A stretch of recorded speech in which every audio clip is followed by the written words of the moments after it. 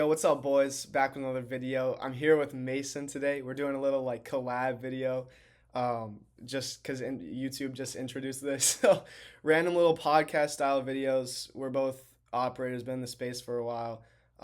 But I'll let you say what's up, Mason. Yo, what's good, everyone? Oh, there's no one on the screen. I'm just playing. Well, what's good, everyone? My name is Mason. I've been in the info product space for a while now. I think about kind of around the same time Clark has, so I think a little over a year, something to change, right? Um, but me and Clark are come on this video today to talk about our experience with what we learned, the struggles we went through, kind of just to show you guys like what we went through and like how we're like no different from everyone else. But Hell yeah. Yeah, I think first things first, we'll talk about like who we even are, because obviously the people that follow you don't know who I am, probably, and vice versa. So I mean, I'll give my background. Like Mason said, I think I've been in the game almost 2 years now. I found Eddie in February. I actually joined on Valentine's Day of 2024. I joined Eddie's program. I can't remember what it was even called, but it was that school group. So it was like 2 years ago, almost on the dot. But anyway, since then, I joined another mentorship, worked with a bunch of creators, done over 7 figures in cash collected, just as the behind the scenes guy, the operator. So selling high ticket info. Worked with a bunch of different niches. Obviously, we can get into more details, but that's like a basic background of what I've done. yeah, nah, same here as well. I think I didn't join Eddie's group, but I did see him. But then he kind of just disappeared after that. And then the first mentor I ever found was Pierre, Sean Pierre. And that's how I met Clark actually. But I've also done around 7 figures in cash collected in that time span, and just your life really just changes quick. And best part about this is I don't even post, so it's like most of the creators they gotta post, they gotta do this to actually get these businesses running. But like we literally just sit in the back end and really don't have to. So us posting is just kind of like a want, to be honest. Yeah, that was a big attraction to the business model for me because I'm not a big content guy. Like even being in front of the camera right now is not something I necessarily prefer. So like being behind the scenes was something that I was like really into. Um, so that's a good point. But I want to know what you were doing before operating, like before you even heard about operating. Like what was going through your life, like through your head and everything. Were you always like business minded? Oh yeah, yeah, yeah. All right, so yeah, I think I was always kind of like business minded. Like I started off like reselling, like, and then I started reselling. And then you were kind of like you were like really limited with reselling because you could really only do a local area. And I was probably like 16, so I didn't have a license yet. So I was riding my bike everywhere doing like selling stuff. So it was kind of weird, but I felt like capped at that. But I wasn't like always business minded. Like my dumb ass thought I was gonna be like a doctor before I did this, and then I was just like doing bad in school, and I was like, "There's no way I can save someone's life with this shit, bro." But I went through that. I did reselling. I tried like a clothing brand, but like really the only thing I had in common for me to start actually getting into info products is just me paying for like these $50 groups, all this shit. And then I realized like these people are actually like making like crazy amounts of money with this. Oh, and I knew they weren't running it too, because I always have like some random Discord mod hitting me up and telling me all this Yeah. shit. So I would say like I was really kind of like business savvy before I got into it, but I also like I don't know, I just like I had the will, like I just didn't know like what I wanted to do. I just knew I wanted to make money. Like I think that's just how it usually is though, right? Yeah. Like whenever someone starts a business, right? They never like thought like they were gonna do this business. They just do it and then they actually just they fall in love with the process. That's fair. That's fair. Yeah. I But was what always about you? curious. Yeah, no, I mean, kind of similar. I've definitely always been business minded. Like, if you go way back, I started mowing grasses for money when I was like 13. Because my next door neighbor asked me like, "Yo, would you mow our grass for like $20?" And it got me like hooked because I'm like, "Yo, I can make money just by mowing people's grasses." So then I started like an actual landscaping business. Um, I had a couple of my buddies like work for me and will work with me, and I had like half the neighborhood on lock, and that was really nice. Like that was decent money. I was the guy in high school who actually had money, not a lot, but it was a good start. So that kind of got me hooked, and I'm like, dude, what can I do to make more?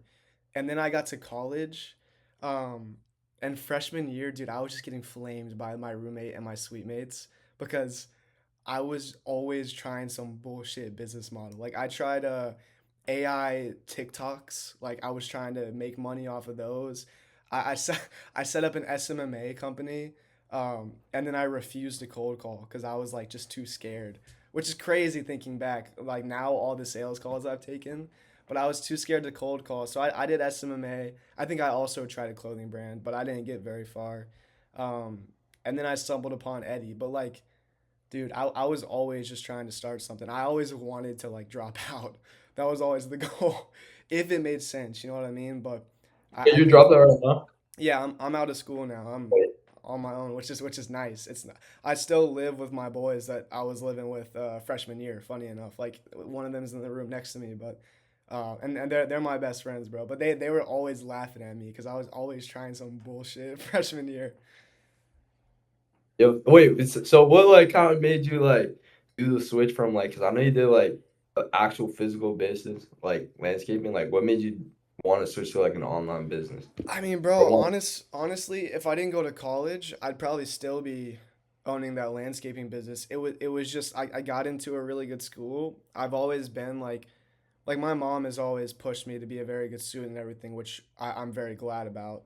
So I got into like a really nice school here, and obviously like that was an obvious choice, like go to school. So at that point I just like referred someone else to all my clients, so that business kind of just like evaporated, if that makes sense. Like there's nothing left of it, so I had to try something else. yeah, no, I got you, I got you. So Yeah. would you rather do that landscaping business or like the No, online I business? mean it's less scalable. Like I'm glad where I'm at right now. I do, it was a fun business to run, and like you can definitely get to a point where you have employees that do everything for you. Like it's not a bad business model at all. But I think Yeah, online is way more scalable. So I definitely took a better route. I got you, I got you. Because I remember when you first when Peers Group, like I said earlier, I met Clark through Peers Group, and this is like a funny story how I remember Clark even before you joined. It's just that you want to explain the story how when you Yeah, bro. first joined? So like I said, I joined Eddie's group in February of 2024, and I was grinding outreach with zero results. But I landed one big creator actually. He now has like over 1 million followers across both platforms. A fitness creator, and then Pierre's boy swoops in and steals him from me. Like I had made zero money with him at the time too. Just swooped in one day and he was gone. And then like 2 weeks later, it happened again. Like I landed another client. He's like, "Oh no, I'm gonna go with Caprice's operator." Which, if you don't know, Pierre, his first big client was Caprice. So I'm like, dude. So I sent Pierre a video on Instagram. Mason and I were just looking at it before we started recording this. And I'm in my dorm room, like holding up the camera, and I'm basically like, "Yo, I can't beat you. I need to like join you. Like I want to learn from you." I was basically trying to throw money at him, and then it just so happened that like a month or two later he opened the mentorship, and I joined like right away. And on the onboarding call, Pierre remembered me. He's like, "You're the dude that sent me that video." And Mason heard about that story too, and that's like one of the first things we talked about, I think. Yeah, no, I remember it was like the first group call. We just like we started talking about because Colby was in there too, and he was Yeah, working with the guy, and then they were talking about it, and then you're like, yeah, bro, that was my guy, and it then it just kind of went from there. But it's kind of funny, bro, because is. now That you can't have hard feelings in business, man. Like if I were to have gotten mad there and like gone against Pierre, I'd probably like, where would I be right now? I don't know. But like sometimes you just got to accept defeat and like try to team up or whatever it may be. You know what I mean? Like you can't get mad in business. You just gotta Yeah, get past it. So that's a good lesson can't to beat learn. you can't beat them, just join them, bro. Exactly, dude. Honestly. And they call mentorships a scam, but like, dude, I know for a fact you would say the same thing, but like that mentorship changed my life. Definitely changed yours too. Like shout out Pierre, Uh, but for sure. I remember joining the group calls. I used to work at Snipes. I don't know if you guys have it up there, but I know in some places they don't have Snipes. It's like a Foot Locker, right? And I was working there, and I remember joining the calls, right? And my manager would be yelling at me because I'd be in my Snipes uniform, just holding it, and then I'd be like walking around, pacing, making sure no one was looking for me. And I would just be in the group call, just taking notes, and then I'd be DMing people it's and so funny, outreaching bro. people.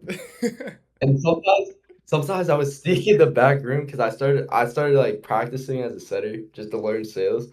I would do setting calls in the back room, or I would go in the bathroom break and just do You're setting. setting calls in the bathroom. But Dude, that's yeah, and that hilarious. if the calls took over like because sometimes the calls would take like maybe like 12 minutes or like 15 minutes sometimes. If my manager start knocking on the door, you can hear him knocking on the door, just say, "Yo, bro, you good? You good, bro? You got been in the bathroom for a minute, yeah." I'll be like, "Yeah, bro, it's just stomach problems," Oh because I'm man. going hear me talk on the phone. Bro, that's what it takes, man. That's what it takes. I love that. Did you I think you were on one of the group calls like this was later on, but I was at a I had a financial advising internship and I was like yapping about some problem I had with one of my creators and then my boss like walked in and I instantly like turned my camera off muted and everyone started like laughing because I got caught. I It's like remember this. Yo, I remember we this. we were both just like joining these meetings and work. We were doing whatever it takes, which Yeah, is I know. awesome. Wait, I remember at one point. Wait, did you like? I remember at one point you were like, when you had that problem with that creator, did you ever like feel like giving up? Because like I remember, because you were like saying like, bro, I might just do this mentorship, or maybe this was someone else, but like you were thinking about like just doing this internship or whatever, just going full in on that, and kind of Yeah. giving up. Was Ah, that you or someone else? I think that might might have have been. been me. It's hard to remember like what I was even talking about, but I was definitely really into like financial advising and getting into that route. Um, but I mean, business was always the goal. So Yeah. You was there like a point where you ever felt like just giving up with this business model? I'd say only in the beginning, like only from the stretch from when I joined Eddie's group to Pierre's, I was a little just embarrassed by like all the work I put in with nothing in return. Like I'm telling, like I think you know this, but I got my personal email banned, like completely wiped because of how many outreach emails I was sending. Because Eddie's whole motto was send 100 emails a day or you're slacking. So I took that seriously, bro. Like in between my classes and everything, I was outreaching to anyone I could. So like over 100 emails a day, and then follow ups, and then eventually it got banned. Like so, I had to change all my emails on my personal accounts. It was so annoying, um, but all of that for no results. Like that had me almost wanting to quit. How about you? Was there any time you kind of wanted to give up? Yeah, nah, there's definitely times where I wanted to give up. But like I had to like switch my mindset and be like, bro, I'm already too deep into this. I Yeah, gotta just do it. But like there was a time where I got like my first like other client that I just landed, right? I got it. I did some work for him and then I got like my first ever results, like my first kind of like this is like a brand new client. Like I started from everything from scratch, CRM, all that, yeah. and we made our first bits of money. It wasn't like anything crazy, but then he dropped me and then just fucking just kept the money. Bro, I hate that. I hate that. So that's when I learned. I was like, damn, I gotta get contracts, bro. Yeah, yeah, Honestly, the contracts are like it's like obviously this business is like you gotta be like you gotta have a good relationship with your client. Like you gotta be like very connected with them. But I would also just be careful and get yourself contracts because like bro, you gotta like at the end of the day it's a business, bro. Like you can have the best relationship with this guy, but you gotta protect yourself as much as possible. Yeah. So that's just really like the biggest thing I learned. Obviously, just doing the work, but like honestly, like this is like one of the best business models I've ever done. Just because I actually learned like valuable skills from this. Like I learned like 5 skills just from this one business model. So, like I can go anywhere.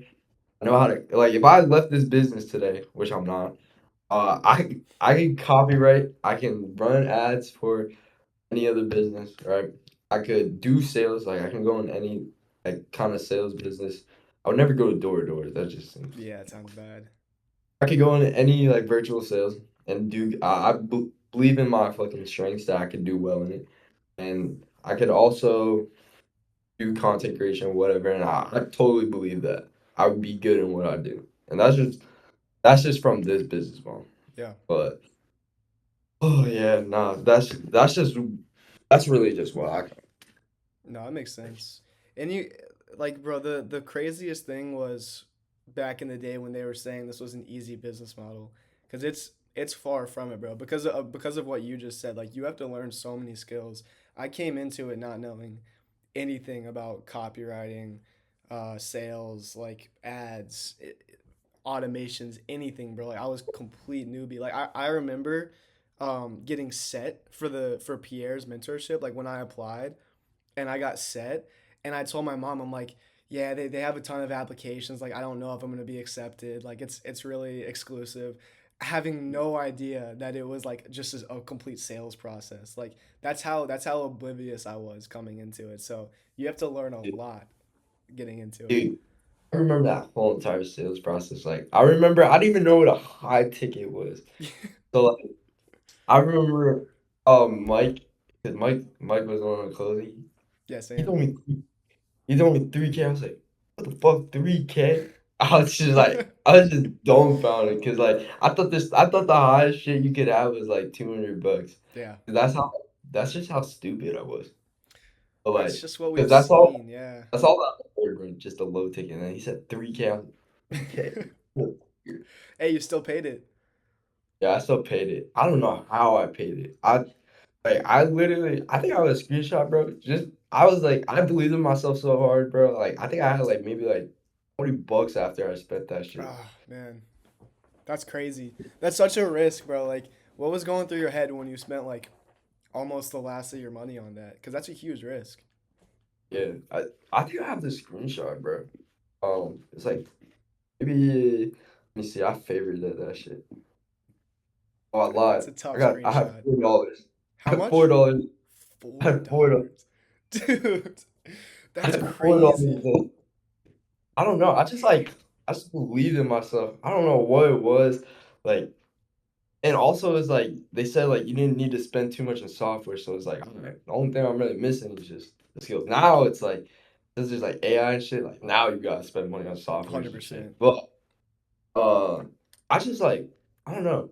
I just have like a feeling, bro. Like, even if I didn't like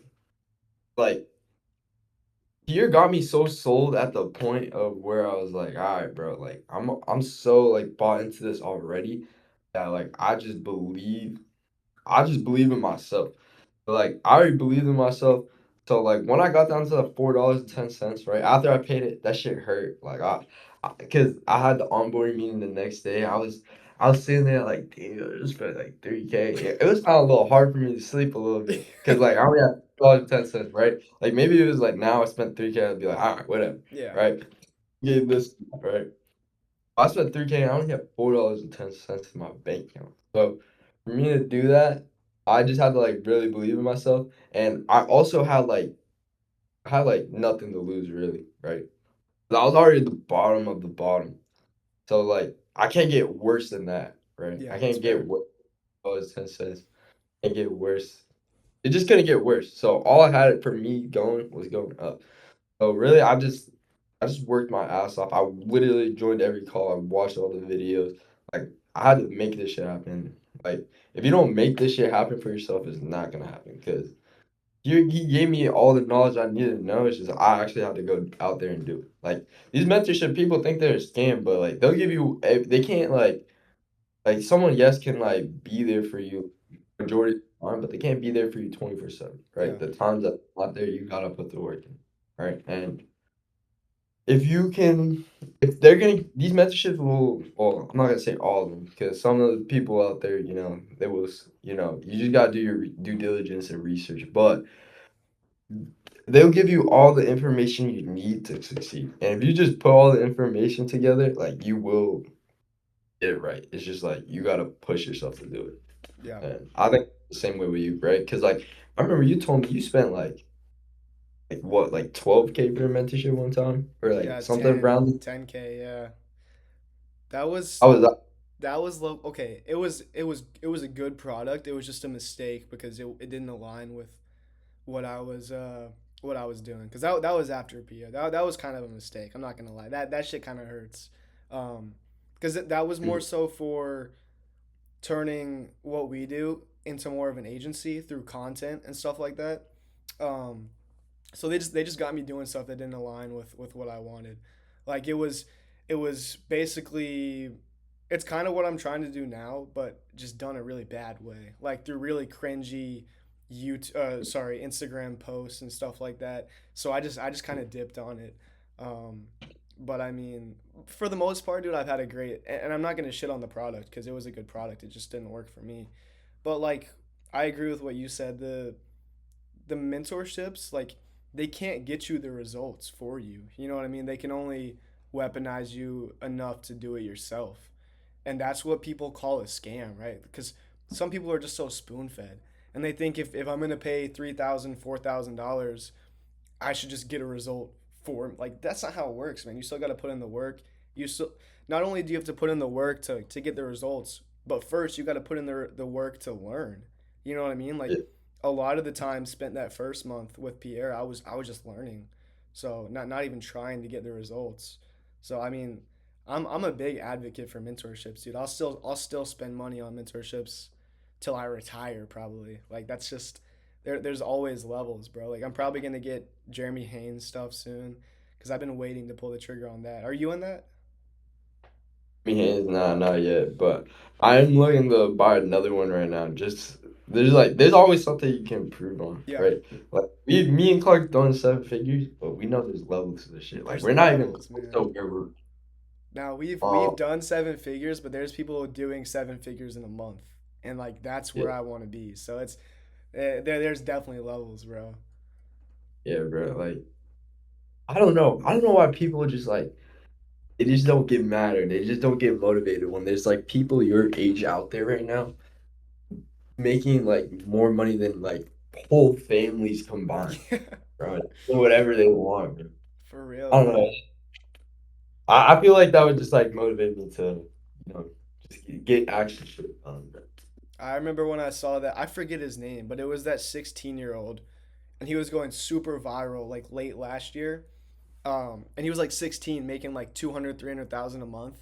And I got like physically sick to my stomach when I watched one of his reels because I got so mad, dude. I'm like, this kid is 4 years younger than me, and he's making 300K a month. That shit made me so mad. It's inspiring, dude. Like it makes you put your head down and just work harder. Honestly, Yeah, I know, bro. What's like some because like your agency is up there now, right? Like it's doing better now than when you first started. Like, what's some things that like, you're kind of still struggling with, like when you first started to now? things that I'm still struggling with. Yeah, or like just things you're struggling with in general. Um, I mean, bro, for me, it's always been hard to get past like in the 100,000 month. You know what I mean? Like, cause I've got clients doing 100 to like 150,000 a month, but I have yet to break out to like 300,000, 500,000, or better yet, a million. And that's definitely like my next steps is getting there. And a lot of it just comes from lead flow, ad spend, obviously like things that are a little out of my control. But I feel like just getting these funnels foolproof. You know what I mean? Zero bottlenecks, no drop off. Just optimizing everything. Like I feel like what I can do better is tracking metrics, which is good because you've got this stuff, this sauce you're about to drop Yeah, bro. about metrics and everything. But like, dude, I think my one piece of advice, like if I had to pick one, would be go crazy on metrics, like everything, opt-in rate, application rate, book call rate, and then everything after that, show rate, close rate, pitch rate, like everything, dude. You gotta be on top of everything. Yeah. What would you say? Nah, I would definitely say metrics. The metrics is definitely like because before I had like problems with like setters, right? Like training them wasn't the problem, but like tracking like if they were actually doing their shit and like make sure they were getting money in, all that. Like that was kind of like a problem I had. Obviously, it's like it's still a little bit of a problem now, but but with the metrics, it's just like it's gotten things to just get going faster. Like for example, instead of me waiting like a couple days to make sure like, all right, this is him actually no problem, me listening to calls, try to fix him. The metrics are straight up just telling me, all right, this guy hasn't been, hitting his KPIs. That's why like you're not getting enough book calls today or the next day. And like also it would kind of like tell you like, all right, when this guy sets this amount of calls, he is not they are like most likely not going to close. So instead of just me kind of figuring that out by waiting and just physically seeing, I just straight up just either give them advice, right? Like I don't just straight up fire people. This is like I don't straight up fire people. I give them like one or two chances, but if they keep fucking up after I tell them, I just straight up just drop them. Yeah, Cause like at the end of the day, you gotta be a little bit selfish, even though like it low key kind of feels weird to be selfish. But you just gotta just drop the person. yeah. That's just kind of No, I But agree. I agree. I know Pierre taught us that, bro. Hire fast, fire fast. Like it's really important. You got to move quick when it comes to like hiring and firing reps to find the right fit. yeah, bro. Like I've definitely lost like thousands of dollars just be having shitty reps. Yeah. And I've definitely lost clients because of that too. Even like you can like the crazy thing is, right, you can have meetings with these guys every single day, but it's like business, right? At the end of the day, after you're done holding a hand and giving them all the information, it's ultimately up to them if they're gonna do that. Yeah. And if you're not on top of them, bro, they'll just straight up just fuck your business up, right? Yep. They're lazy, man. Not all of them, obviously, but lazy reps kill the Nah, business.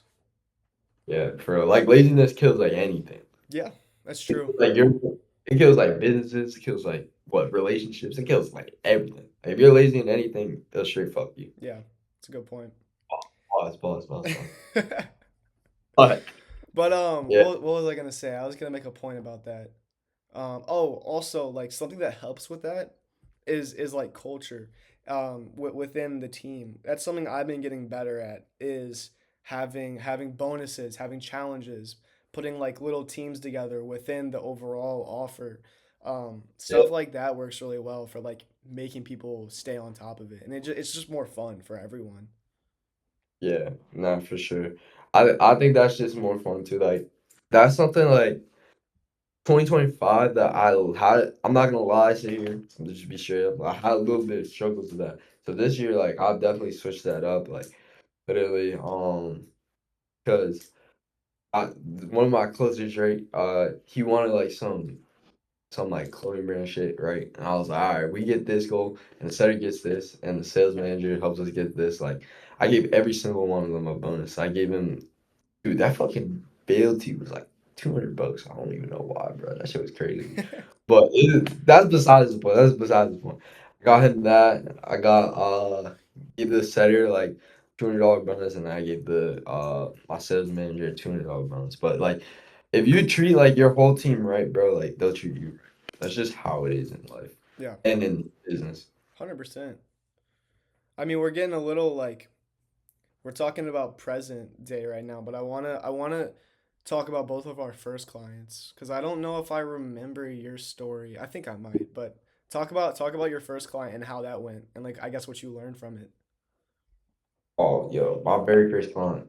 Uh, my very first client, bro. That shit taught me a lot. Even though we at the end we didn't stick out, like we didn't stick together, right? And it happens, right? But I think that's just what it is with the agency shit. Like you just gotta keep getting new clients. Like that's just how it is. Like once you get like five, like don't stop just at five. You gotta just keep getting more and scaling. That's just Yeah, how you scale. But besides the point, I started off as like an appointment setter. I had no clue what appointment setting is, but I was kind of lucky that I just knew how to talk, right? Not just sound stupid, right? So I figured that out, and he had like a closer that was his friend, and he didn't know how to close, right? And he was like, he didn't want to like invest in himself, like he was just scared to do that shit, and he thought he could just learn all this shit from YouTube, right? Like realistically, you can learn majority of stuff from YouTube, but like you're gonna need help at some point. YouTube Yeah. can only do so much, but he wasn't closing, and then I was practicing more of my closing, and then I was literally closing people on the setting call for like pips. I was pipping people in the setting calls. I was getting like 1K. I was getting them on payment plans, all that. All do the setting calls, and at like one point, I had more cash collected from him as a setter than a closer, and then he just realized like, all right, I gotta drop this guy. Like, and then I worked my way up to like closer. I closed a little bit. I was like, bro, if we want to scale this shit to like that 100K a month, and we're just kind of stuck at like this 15 to 20K, bro, you gotta like let me take advantage of this shit and just run this shit. And then I hired him. And then at that point, like it was kind of easier to get him as a client because he trusted me enough because I made him money. I made him the most amount of money with his info product. Because he wasn't doing that much. And then we just went from there. And then really like the only thing that I would say that I struggle with is when I actually started hiring people, right? Since this is my first offer ever, like I never been in a sales team, I never been in all this, right? I hired people, but I didn't know how to like keep the momentum. I didn't know how to keep the sales team happy. I didn't know how to like train them right. You know, because I was still all new to this, right? Like I knew a little bit, right? But I didn't know how to do all this stuff. And then this is when I just started finding out what like CRM is. So all these automations were like hard and kind of like messed up, right? And I was messing things up, right? And then we went from a high month, a mediocre month, and then just a straight low point. And that's when I had, just lost a client just because I didn't have the really knowledge about it, right? But what I learned from that is like literally, even though I lost a client, I lost one like he was like a big ass client too. I learned from that I literally can do this and I can go into another creator and have all these same things and input it into his, right? It's just like a copy and paste, and I copy and paste, but just switch the bad things around and put like new things in. And Yeah. that's like literally what you gotta do when you lose a client. Like you just gotta think like don't get offended that you lost them. Like you can get offended like, damn, I really lost a client for like 10 minutes. But if you let it sink more than 10 minutes, then you're just gonna get fucked. Yeah. You gotta go and be like, all right, bro. Like, what did I do wrong with this client, and how do I make sure the next time when I get another client, this shit doesn't happen again? Yeah. Cause that feeling, that's just a shitty feeling, bro. It's a shitty feeling. It is. It It is. it was like it was low key equivalent to like getting broken up with, bro. That shit hurt, It's bro. worse too because you lose out on money too. May okay, maybe Yeah. not worse depending on the breakup, but it sucks, Yeah, dude. It yeah. sucks. It Yeah. both sucks though. It Yeah. both sucks. It both sucks. But what 100%. about you? I mean, my first was that before or after Pierre's mentorship? I'm just curious. Oh, this was like during. This was like Okay, during. okay. Oh, it was like so. It was like during it. It was kind of like during it, and I just worked my way up to get to that point. And then this is the crazy thing about like Pierre was doing this shit without the CRM too, and then he learned about the CRM, and this is when he told us about it. So that's why I think I was kind of like struggling a little bit, but then once he told us more about it, then I got the gist of it. That makes sense. I completely agree. Like when you lose a client, or just sometimes it's a lot of the times for me it's been mutual. Like it's kind of Yeah. just not working out, so we stopped working together. But I definitely have been like kicked off a couple offers, and I agree. Like you just got to take what you did bad from it and be better the next time, dude. That's made me so much better at what I do. Like just learning from that. Um, but my first creator, Pierre actually gave me. I remember he put the creator in the in general of our group, and I just like jumped on it. I'm like, dude, I'll take that. It was the reseller. I'm sure you remember him, Mason. Oh yeah, yeah, Um, yeah. and that was the first money I ever touched with the model. So I was already like 4.6K in the hole on mentorships, with nothing to show for, and that was like 6 months into trying this too. And then I hopped on this offer with this reseller. It was perfect timing too because when we partnered up, he had like 15,000 followers, and within like 2 months, he had 100,000. Like he was blowing up. It was the perfect storm. It was honestly like it's such a fun time in my life. Like it was so fun because it was like it was euphoric, man. It was the first money I made with the model. It was like proving to myself that I could actually do this. Because I didn't really know what I was doing, just like you did. I was like piecing shit together, like putting a CRM together. And in the beginning, I did all the setting and closing myself. Like I was working straight like 12 to 14 hour days on calls all day. I was doing all the story posting. Like I was more hungry than I ever have been to win that. But I remember he also paid me a $2,000 setup fee, and that was unreal, dude. That was unreal because I'm like, bro, I don't even know what I'm doing, and I just got paid 2,000. Like that was so nice. But I got good results with him. We did like 80K within the first 2 months, and for me, like just piecing stuff together, that wasn't bad. What I will say is once I started trying to take myself out of the equation with the sales side, like getting a closer, getting a setter, stuff started falling apart because they weren't doing like as much as I was doing, being super on top of it. So that's the hard part. Like that's the lesson I learned from it was being more on top of that because I didn't know how to manage sales reps at that time. But that was a great first creator. We still talk like to this day. We're still in touch. I don't work with him or anything, but he's an awesome guy. So that's a good first creator, honestly. Yeah, me and my first career, like we ended up mutual. Me and him still actually we don't talk as much anymore, but we still talk like occasionally. I think that was a good thing. Even though like he kind of like, he dropped me, we ended like mutually after. Is it? And then I'm not gonna say the last name because I don't know if you want to say it or not. But is it Ryan? yeah, yeah, yeah. Okay, okay. I just want to know if it was who I was thinking of. Yeah, that was a good partnership. I feel like I remember talking to you a lot about his offer.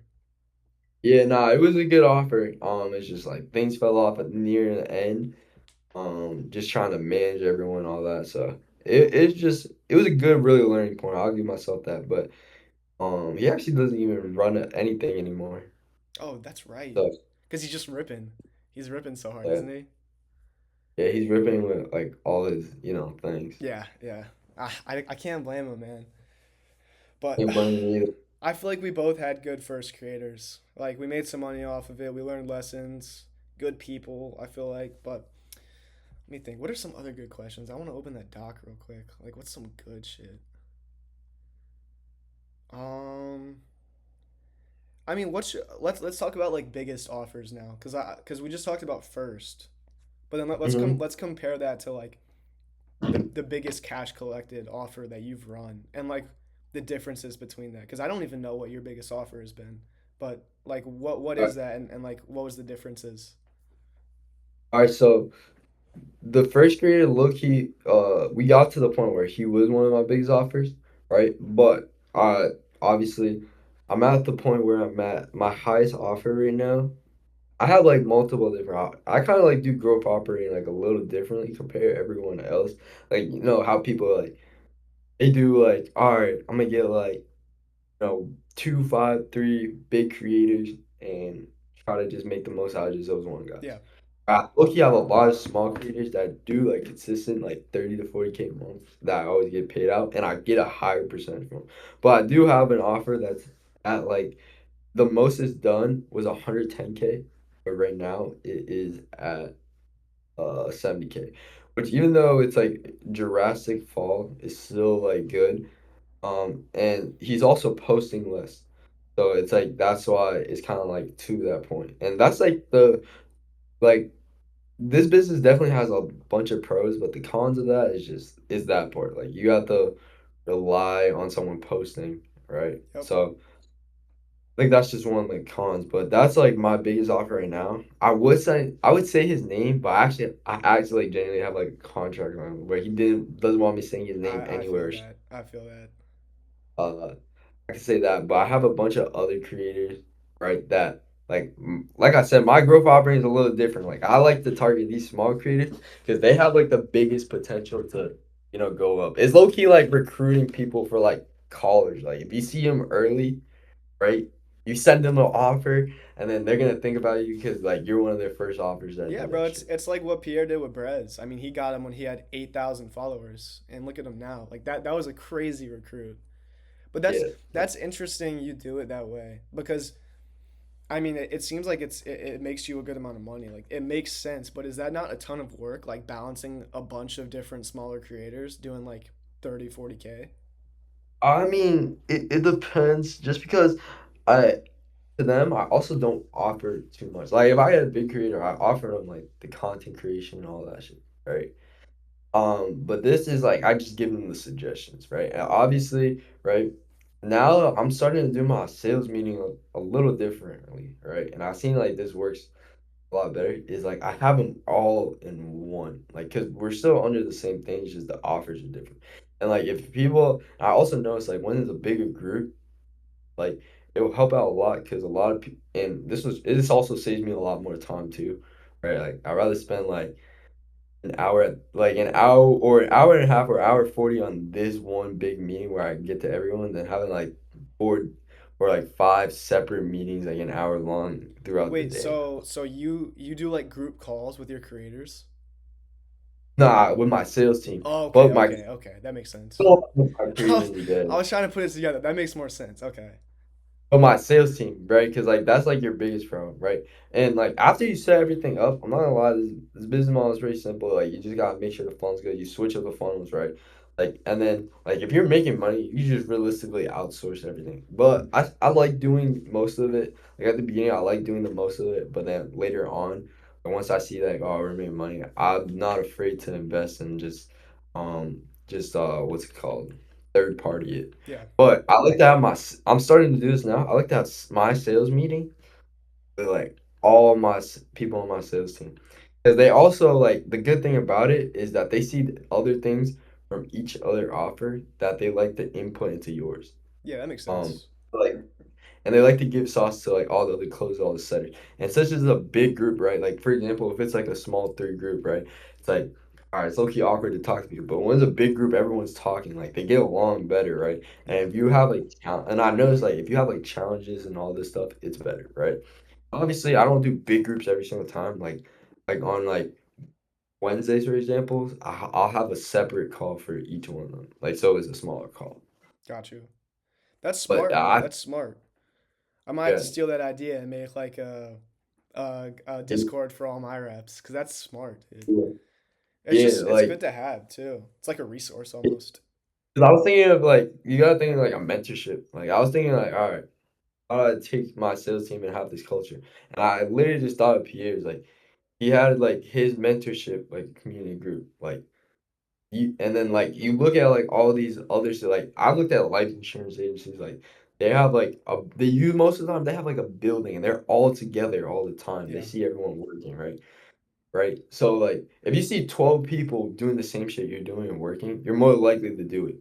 Rather than like you see one or two other people doing the same thing, right? You might doze off, but you'll still work, but you're gonna doze off a lot more. Yeah. And that's just what I know. So that's why I kind of combine like obviously they have like different discords, right?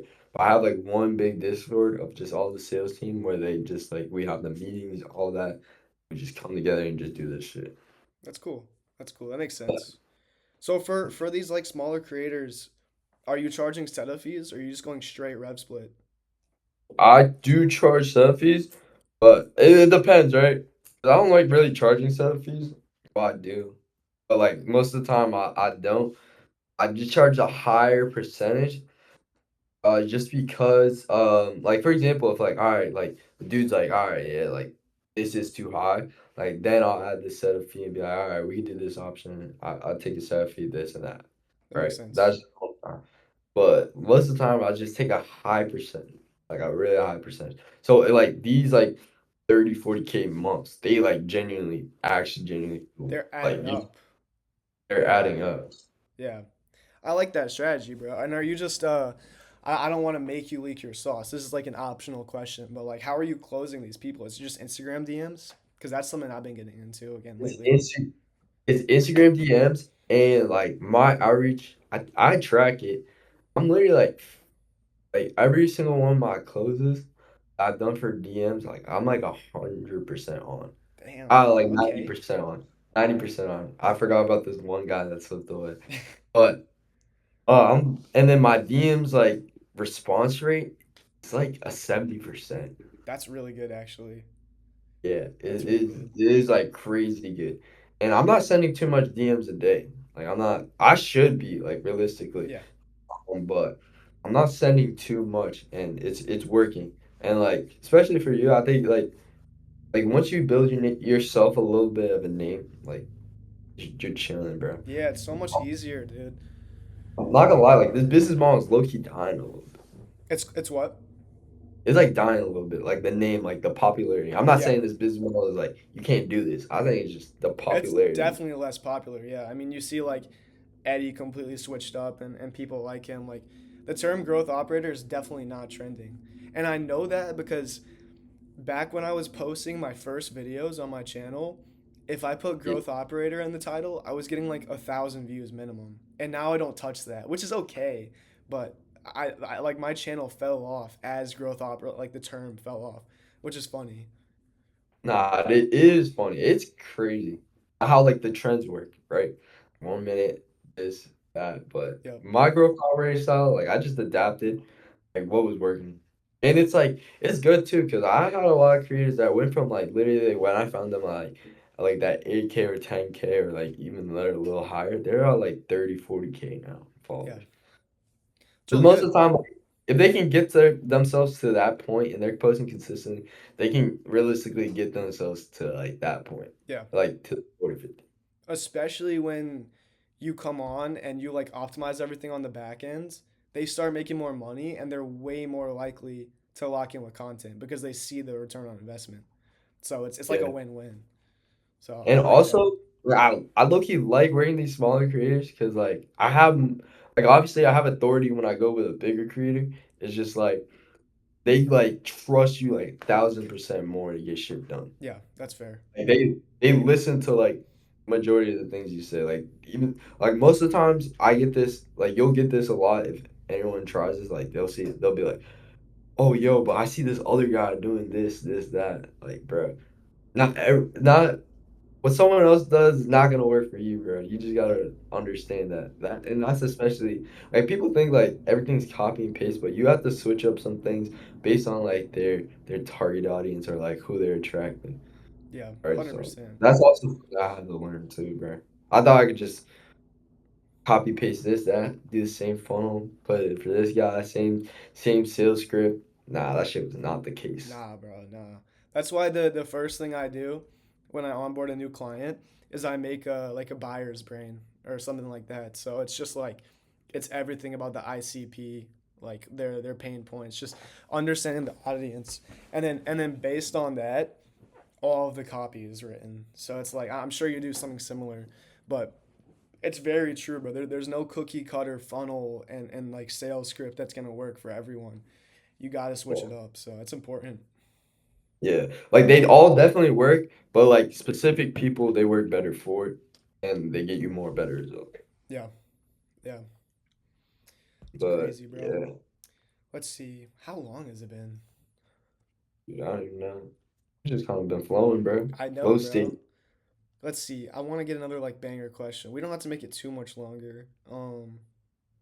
Are there any questions that you want to ask? Oh yeah, yeah, I got one. I got one. So like, what's kind of like? So we work with a lot of creators that post content, right? Like, what is kind of is it? How come like, 'cause me and you aren't really posting content that much anymore? Like, why is it kind of like that? Why are we posting content? It's a good question. Like, why?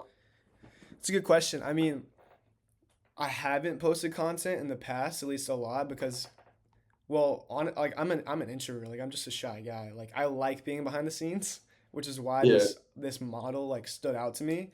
Um, but the reason I'm posting now is because the potential is through the roof. I see like I personally talked to people with a third of my subscribers, which I have like 700. I'm not big at all. And I've talked to people with like 200, 300 subscribers and they posted 10 videos and made 40K off of setup fees, off of rev shares. So there's a lot in it for us to start posting content, to share our authority, to share our like sauce and everything, and then attract coaches, attract creators. The same way like you're talking about these smaller creators, instead of Yeah. like grinding Instagram DMs and outreach and everything, like if we can just make a name for ourselves and get consistent with content on Instagram, on YouTube, it's gonna be like a lever that we can just pull and get clients and also help other operators. Like there's just so much good in it. We just have to get used to like being in front of the camera, um, if that makes sense. But what would your answer be? I'm sure it's similar. Yeah, no, I definitely want to get started back in the posting, and I'm not gonna like come up with like just some BS excuse like, oh, like my camera's not working. I just genuinely been lazy to Yeah, not post, same. and I would like 100% say like my excuse is like, oh, I've been busy to like pop on. I've been busy just doing my work, just focusing on my business. But like that's just a smoke screen. I'm not gonna lie, bro. It's just like I have the time. Like everyone, I'm gonna be realistic. Everyone has the time to make time for this shit, like post content or outreach. Just like if you're actually gonna do it, and like I generally just don't have an excuse. I was just being lazy for Yeah. posting content. But this year, I made it like my goal to actually be consistent and post. So that's why. Also, this is another reason why me and Clark are doing the video to drop sauce Yep. and not become unlazy and start posting, bro. We're both gonna hold each other accountable. We're in such a similar position. Like content is the next move, obviously Yeah. along with other things. But content is one of like the biggest levers we can both pull right now. And if you're like an operator watching this right now with some case studies, you should do it too. I think it's a little different if you have like nothing to show for yourself because you've got to get something under your belt first. But if you have some case studies, this is like the freest move to scale. Like it really is. So Yeah. Bro, honestly, even if you don't have results, post, because I actually remember watching one of your videos when you just started and you were just posting just content just to yeah, get going. So honestly, bro, I think just post. Like, that's true. obviously, if you have results, obviously it's way better for you. It's way more beneficial for you. But just to build your personal brand up and just to get going, I think just honestly just post just your journey, bro. Yeah, I it think never that's something hurts. I wish I did. That's something I definitely wish I did more. Just post my journey and all that. Yeah, I But agree. yeah. I think I wish I would have been more consistent. But now we've got results. We've got another thing is like the network, bro. Like we have like the specific followers. Like neither one of us have a lot of followers on Instagram, but I've got like important followers, and so do you, which helps when you're outreaching, when you're posting content. Like if someone goes to your page and they see you're followed by a lot of the top dogs in the industry, like it means something. So that's a big thing as well. Like we've built that network slowly. Yeah, nah, for sure. Like that was like one of the biggest ones. Like your network is really your network. Oh Like God, whatever the bro. Yeah, it's something like that. I think I said it right. you said it But right. it, Yeah, yeah, it really is, bro. Because like I've gotten a lot of clients just because this guy follows me and they know him. I'm like, oh, bet. yeah. This It's shit. huge, dude. It's huge. I'm telling you. You get one follower, the right follower, and it's like it's worth $10,000. It's crazy. But Yeah, I know. Like, for example, like even posting, bro, like you post to, 1,000 people. One of those people are gonna pay you like thousands of dollars, bro. yeah, Like literally, that's literally how it is, and it's just crazy how like online business how it is right now, or even just posting in general. yep. It's That is huge. crazy. It is huge. But shit, I don't think we should make the video too long. I yeah. think this is like a good almost end. I think we should leave off with like some last remarks. And maybe I mean we've already dropped like a good amount of sauce, but like any like fire last remarks or like anything that people can take away watching this, whether they're creators and coaches or operators, because I'm sure we've got like both watching. All right. So definitely, like what we talked about earlier, if you're just starting, like the most important part of any info product is, I would definitely say your sales part. So, like, bro, literally, if you're like you're starting with $0, let's say you start with $0, you just get some dogs that are working for you. You could literally do all this to sheets. But if you're looking to scale, then you get all this stuff. And make sure you're tracking all the metrics. And I say like the most important part of this is like not even like the funnel or anything, is low. I keep the sales and the metrics. If you can keep those shit intact, you'll be straight.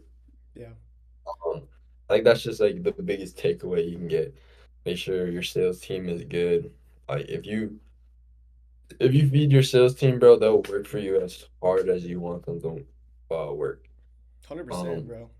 Yeah, and then just making sure the metrics are good, so you can like not just make like guesstimates on if this is going good or bad. You can make it like actual like fact or data proven decision that this shit is not working. You can go on with this action. yeah. But that's just what I'd say. I like it. I mean, I'd say something similar. Obviously, like I hit on metrics earlier, so metrics is a big one. Culture within the sales team is a big one to keep Yeah. people dedicated, not lazy, held accountable. Um, and then having a good like for operators that are watching, having good relationships with your creators. Like the ones that I've been working with for a while are genuinely my friends. Like I'm talking to one of my long term creators I'm talking to right now about moving in together because we've been working with each other for over a year. And then another one of my creators, I just flew out to Miami earlier in January, stayed at his crib, um, and had fun. Like we did business, obviously. We made some stuff happen for his offer, but we also just had fun. Like we went rock climbing, we did a boxing lesson. Like he's one of my boys, and that's so huge, man. So I'd say like having good relationships, and then obviously the network thing. Like, bro, get out there and network. Fly to Miami and walk around the streets and talk to people. Like that's a crazy shout, but it works, dude. Like I met Pierre in person just randomly walking through Miami. I also met one of the I don't know his title, but he's one of the top guys at Fanbasis. I had a call with him, like an onboarding call, and then I passed him in the street in Miami, and then 2 nights later I was out to dinner with him, talking to him and with one of my creators about Fanbasis, and I met one of the other like not founders, but one of the high ups as well, and that was a good connection, bro. And it's like that was literally just from passing someone on the street. So that's kind of a yap, but the network thing is huge. So and posting content obviously helps with that. So that'd be my last remarks. Yeah, nah, for sure. And you oh wait. I actually remember you telling me about that. We went out to dinner with them. Yeah, yeah, and it's so random. It's literally because I passed him in the street. Like I think I was walking from 7-Eleven or something, and I'm like, "Yo, Owen."